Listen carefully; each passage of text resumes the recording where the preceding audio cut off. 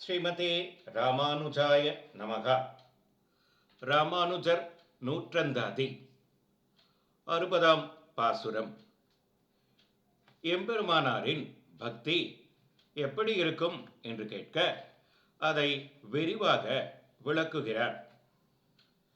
உணர்ந்த மெய்ஞானிகர் யோகம் தரும் திருவாய் மொழிகின் மனம் தரும் இன்னிசை மன்னும் இடம் தரும் மாமலராள் உணர்ந்த பொன் மார்பன் பொருந்தும் பதிதொரும் பொக்கு நிற்கும் குணம் திகழ் கொண்டல் ராமானுஜன் எம் குலக்கொழுந்தே.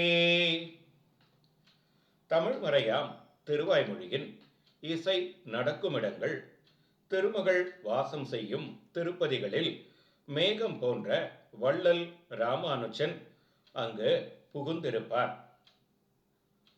ஆத்ம குணங்கள் ஒளிவிடும் மேகத்தை போன்று எல்லோருக்கும் அருள் புரிபவரும் எங்கள் குலத்துக்கு தலைவருமான எம்பெருமானார் அறிய வேண்டிய அர்த்தங்களை அறிந்திருக்கும் உண்மை ஞானம் உடையவர்களின் கூட்டங்கள் தோறும் திருவாய் மொழியில் நறுமணம் தரும் உயர்ந்ததான இசை நிரந்தரமாக நடக்கும் ஸ்தலங்கள் எல்லாவற்றிலும் பெரிய பிராட்டியாராலே நித்தியவாசம் பண்ணப்பட்ட திருமரபை உடையவன் உகந்தருளி வாழும் திருப்பதிகள் தோறும் அவற்றை எல்லாம் அனுபவிக்கும் ஆசையினால் அவ்விடங்களிலெல்லாம் மூழ்கியிருப்பார்.